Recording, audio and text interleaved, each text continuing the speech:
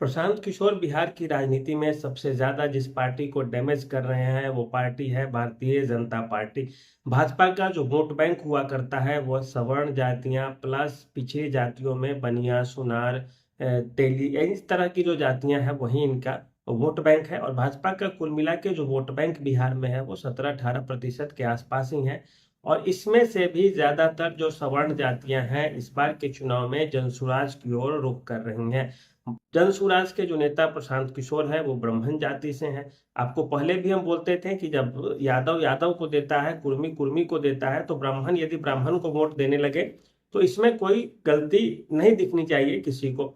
दूसरी चीज, भूमिहारों का भी एक बड़ा तबका है जो अब प्रशांत किशोर की जनसुराज की ओर रुख कर रहा है, जो बदलाव का पक्षधर है, जो बिहार में व्यापक बदलाव लाना चाहता है, जो नीतीश बाबू से नाराज है, जो भाजपा से नाराज है, वो भी इस तरफ रुक कर गया है। राजपूतों में बड़ी गहमा-गहमी की स्थिति है। राजपूतों में एक चीज देखा जाता है, ट्रेंड है कि वो पहले अपनी जाति को तवज्जो देना चाहता है, क्योंकि राजपूतों ने बहुत दिनों तक भारत पे शासन किया है। इस कारण किसी भी पार्टी से उसके विधायक या सांसद रहेंगे तो वो कोशिश करता है कि हम सारी की सारी पूरी ताकत से इसी पार्टी को वोट दे दे। तो इस स्थिति में भी जनसुराज के साथ भी कुछ राजपूत जाते हुए दिखेंगे जब उनकी जाति के लोगों को जनसुराज से टिकट मिलता हुआ दिखेगा। जनसुराज के जो राष्ट्रीय अध्यक्ष है वो राजपूत जाति से ही है, उदय सिंह। प्रशांत किशोर को फंडिंग भी कर रहे हैं, वो राजपूत जाति से ही है बेचारे उदय सिंह।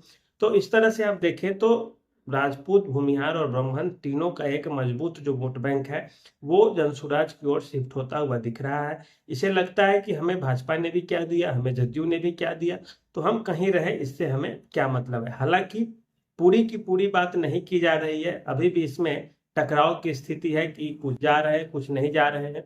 वहीं कायस्थों की बात की जाए तो कायस्थों का एक बड़ा तबका अभी भी भाजपा के साथ चिपका हुआ है, लेकिन उस बेचारे की आबादी ही बहुत कम है, ये एक बहुत बड़ी विडंबना है। तो इस तरह से आप देखें तो भाजपा का एक बहुत बड़ा वोट बैंक खिसकता हुआ नजर आ रहा है।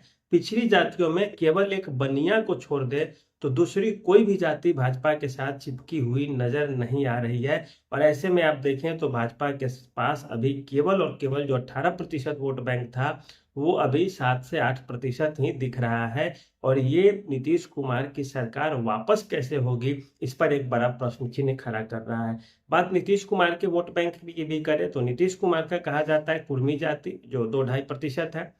अति पिछड़ी जातियों पे नीतीश कुमार का बड़ा पकड़ बताया जाता था। महिलाओं के वोट पर नीतीश का बड़ा पकड़ कहा जाता था कि महिलाएं खूब वोट देती है नीतीश कुमार को, लेकिन पूरी महिलाएं नहीं देंगी, आधे से ज्यादा दे सकती हैं लेकिन पूरी की पूरी नहीं देगी। ऐसे में एक बड़ा सवाल उठता है कि ज्यादा वोट प्रतिशत वाली जदयू अर्थात नीतीश के नेतृत्व वाली पार्टी कम जनाधार वाली भाजपा के साथ बराबर बराबर की सीटों पे लड़ने के लिए कैसे तैयार हो जाती। आपको बता दें कि इस चीज का अंदाजा अभी भाजपा के नेताओं को नहीं है। भाजपा के जो आला कमान है उन तक ये खबर नहीं पहुंच पा रही है कि भाजपा का जो असली वोट बैंक है उसमें सेंधमारी हो गई है, और जदयू का जो वोट बैंक है उसमें भी सेंधमारी हुई है, लेकिन वह उतना प्रभावित अभी तक नहीं है। जैसे ही ये खबर वहां पहुंचेगी फिर यहाँ के नेताओं को बड़ी डांट लगेगी। भाजपा के पास अभी बिहार में पूरे बिहार स्तर का कोई भी नेता ऐसा नहीं है जिसके पास एक बड़ा जनाधार हो, बड़ी पहचान हो। इसके सारे नेता बड़बोले हैं, सभी को लगता है कि वो तूफान मचा सकते हैं बिहार में। अपनी अपनी जाति के नेता खुद को बताते हैं, लेकिन उनकी अपनी ही जाति के ऊपर उनकी बिल्कुल पकड़ नहीं है और वो अपने विधानसभा क्षेत्र तक ही सीमित है। जैसे राजद में तेजस्वी है, या प्रशांत किशोर है जनसुराज के नेता, या जदयू में नीतीश कुमार है, या पप्पू यादव है, या कांग्रेस के हैं कुछ नेता, तो इन लोगों का कहीं ना कहीं पकड़ है और पूरे बिहार के स्तर पे है। भाजपा के साथ ऐसी बिल्कुल नहीं है। भाजपा के जो स्थानीय नेता है भी वो कौन बड़ा कौन छोटा की रेस में आगे पीछे होते रहता है। बिहार में आरएसएस की बहुत मजबूत पकड़ है नहीं। जिन जिन राज्यों में आरएसएस की पकड़ होती है वहां पर ये भाजपा नेताओं को अनुशासन में रखते हैं, डांटते हैं, थोड़ा जोर लगाते हैं कि यदि काम नहीं कर रहा तो पीछे हटो, कोई काबिल है तो उसको आगे आगे करो। लेकिन बिहार में ऐसा नहीं है, इस कारण भाजपा की स्थिति बिहार में सबसे ज्यादा दयनीय दिख रही है। और दयनीय इस मामले में भी है कि यहाँ पे भाजपा का प्रदर्शन बहुत कमजोर रहा है पिछले हर चुनाव में। और ठीक यही कारण है कि इस बार के चुनाव में जब प्रशांत किशोर ने सेंधमारी कर दिया भाजपा के वोट बैंक में, तो और प्रदर्शन खराब होने की उम्मीद है। और 37% वोट बैंक जो कहा जा रहा है नीतीश और भाजपा का इस समय है, और तेजस्वी का 38% है, वो 37% भी घट करके आप देखेंगे आने वाले समय में 23-24% पे अटक जाएगा, यदि भाजपा नेताओं की कार्यशैली यही रही, जदयू वालों की कार्यशैली यही रही, तो ऐसी स्थिति में ये दोनों घट जाएंगे। अब इसका कारण बहुत सारा है। जितने भी सरकार से जो रूठे हुए लोग हैं, वो सब के सब कहीं और मूव कर रहे हैं। दूसरी चीज, अपराध बहुत बढ़ गया है, भ्रष्टाचार हर कार्यालय में, हर ऑफिस में है, इतना ज्यादा है कि आप कहीं जाइए बिना पैसा दिए काम नहीं होगा। अधिकारियों के दबाव ज्यादा रहता है कि आप ये करो वो करो, तो इस कारण लोगों की नाराजगी है और लोग समझ रहे हैं कि हर चीज का दोषी नीतीश कुमार है। और भाजपा और नीतीश कुमार दोनों ने मिलकर ऐसी व्यवस्था लूट खसोट वाली बना दी है बिहार में कि कोई किसी का नहीं सुन रहा है। आप कहीं शिकायत करने जाइए उच्च अधिकारियों को, वो भी आपकी शिकायत नहीं सुनेंगे। अब चुनाव आया है तो घर घर जाके आप कागज सुधार रहे हैं, लेकिन ऐसे में राज्य नहीं चलता, प्रशासन नहीं चलता, और ये सबको समझना चाहिए था। और नीतीश कुमार भी ये समझ रहे थे कि उनकी सरकार इस बार बड़ा मुश्किल हालात में रहेगी। अभी भी तो वैसाखी पे ही चल रही है, अपनी तो है नहीं विधायकों की संख्या। तो ये है। और दूसरी चीज जो सबसे बड़ी चीज है जो बिहार के बारे में हम आपको बता रहे हैं कि चुनाव आयोग ने एक ऐसा काम शुरू कर दिया है वोटरों की छटनी की, कि इससे लोग परेशान हो गए हैं। महिलाओं से पूछा जा रहा है कि आप आवासीय दीजिए, आप माता पिता का नाम दीजिए। माता पिता का नाम तो ठीक है, अब जन्म का प्रमाण कहाँ से दे कोई जो पढ़ा लिखा नहीं है? तो ये भी एक बड़ी संकट की स्थिति है। अब दूसरी, इसी में अब जमीन में सुधार का काम चल रहा है घर घर, और ये तो इस बात से आप इनकार नहीं कर सकते कि इसमें भी घूसखोरी चलने लगेगी, 100-200 500 दो, तो इससे भी जनता उबेगी। और दूसरी चीज, राजद के, वामपंथी पार्टियों के, कांग्रेस के जो जीते हुए नेता हैं, वो बड़ा मेहनत कर रहे हैं, जमीन पे उतर के संघर्ष कर रहे हैं, घर घर जा रहे हैं, दस्तक दे रहे हैं। और जो जदयू और भाजपा के नेता हैं वो अपना कान में तेल रख के सो रहे हैं। उनको लगता है कि सरकार रहे चाहे जाए, हमें क्या मतलब।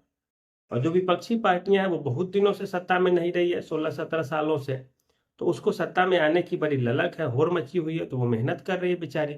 और ये भाजपा के नेता अपना फोटो खिंचवाने में व्यस्त है, जदयू के नेता फोटो खिंचवाने में व्यस्त है, लोगों से मिलजुल नहीं रहे हैं, लोगों को जागरूक नहीं कर रहे हैं अधिकारों के लिए, लोगों के लिए ये काम नहीं किए हैं पिछले 5 साल। तो इस कारण से अब लग रहा है कि नीतीश कुमार की सरकार कमजोर पड़ रही है चुनाव में, और राजद और कांग्रेस वाले थोड़ा भारी पड़ेंगे। भाजपा का वोट बैंक प्रशांत किशोर ने गड़बड़ कर दिया है। और ये भी नहीं, प्रशांत किशोर इस बार बिहार के चुनाव में किसी की सरकार नहीं बनने देने वाले हैं। वो 3 मोर्चा खोल देंगे जहां पे 122 सीटें किसी भी गठबंधन को नहीं आने जा रहा है। न तो जदयू भाजपा को 122 आएगा, न राजद कांग्रेस को 122 आएगा। सब थोड़े थोड़े रनआउट की स्थिति रहेगी कि हम 2 रन बनाने थे, 1 रन तो बना लिए, दूसरा पहुंचते पहुंचते पीछे रह गए, तो 1 ही रन रह पाया हमारा और हम जीत नहीं पाए। और वही स्थिति इस बार प्रशांत किशोर, यदि खराब स्थिति रही पीके की, तो भी पीके 15, 20, 25 सीटें ले ही आएंगे। और उसके बाद जो बाकी की जो सीटें रहेंगी, ये दोनों आपस में लगभग बराबर की मात्रा में रह सकते हैं अगर अच्छा प्रदर्शन रहा तो। अन्यथा राजद वालों के पास ज्यादा मौका रहेगा, नीतीश भाजपा ने बहुत खराब प्रदर्शन कर दिया तो। हालांकि इसकी उम्मीद बहुत कम है, क्योंकि भाजपा भी जोर लगाएगी आने वाले समय में। अभी तो हम देख रहे हैं नीतीश कुमार के लिए प्रचार प्रसार में भाजपा पूरा ताकत लगा रही है, रणनीति बना रही है, लेकिन उस तरह से भाजपा नहीं लड़ रही है जिस तरह से अन्य राज्यों में जहां केवल भाजपा लड़ती है तब भाजपा का स्टाइल होता है, उस स्टाइल में नहीं लड़ा जा रहा है। तो यह भी है कि बिहार में नीतीश कुमार की सरकार की वापसी की उम्मीद बहुत कम दिख रही है। तेजस्वी यदि कांग्रेस की जाल में न फंसे और अपने स्तर से चुनाव लड़े तो ये बिहार का चुनाव निकालने के करीब हो सकते हैं। हालांकि प्रशांत किशोर ने तीसरा मोर्चा खोल करके सरकार में किसी को नहीं आने देने का फैसला कर लिया है, और ये हो भी रहा है और दिख भी रहा है कि प्रशांत किशोर मुख्यमंत्री न तो नीतीश बाबू को बनने दे रहे हैं और न ही तेजस्वी को इतना आसानी से बनने देंगे, क्योंकि भाजपा के वोट में सेंधमारी के साथ साथ अब वे मुसलमानों को भी तोड़ने के पक्ष में है। और प्रशांत किशोर का 15% जो वोट बैंक है उसमें मुसलमानों की गिनती नहीं है। अगर आधे मुसलमान भी आ गए तो 22-23% प्रशांत किशोर का वोट बैंक होगा, और अन्य जातियों जिसको टिकट दिया जाएगा वो तो रहेगी ही रहेगी। तब ऐसे में पूरा बराबर का फाइट प्रशांत किशोर करने लगेंगे, बशर्ते कि मुसलमान भी प्रशांत किशोर की ओर आए, जनसुराज की ओर आए। लेकिन ऐसा हो तब। तो आज के लिए इतना ही रहने दीजिए। कैसी लगी ये समीक्षा आप हमें बताइएगा। धन्यवाद, नमस्कार।